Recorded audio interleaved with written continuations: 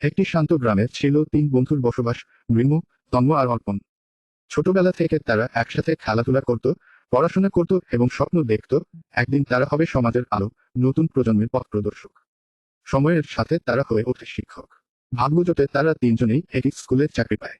স্কুলের পরিবেশ ছিল দারুণ, কিন্তু শিক্ষার্থীদের মধ্যে নৈতিকতার অভাব দেখা যাচ্ছিল।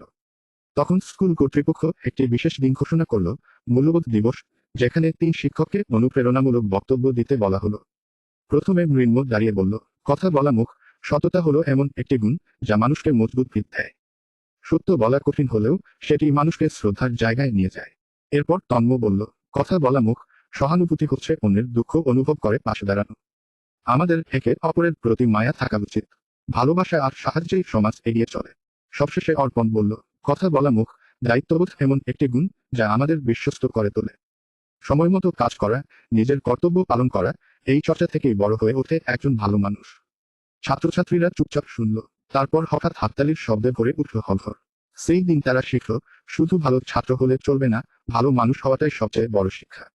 তিন বন্ধুর এই শিক্ষাদান সেদিন বদলে দিল পুরো স্কুলের পরিবেশ। শিক্ষণীয় বার্তা, সততা, সহানুভূতি ও দায়িত্ববোধ, এই তিন গুণেই গড়ে ওঠে সত্যিকার মানুষ।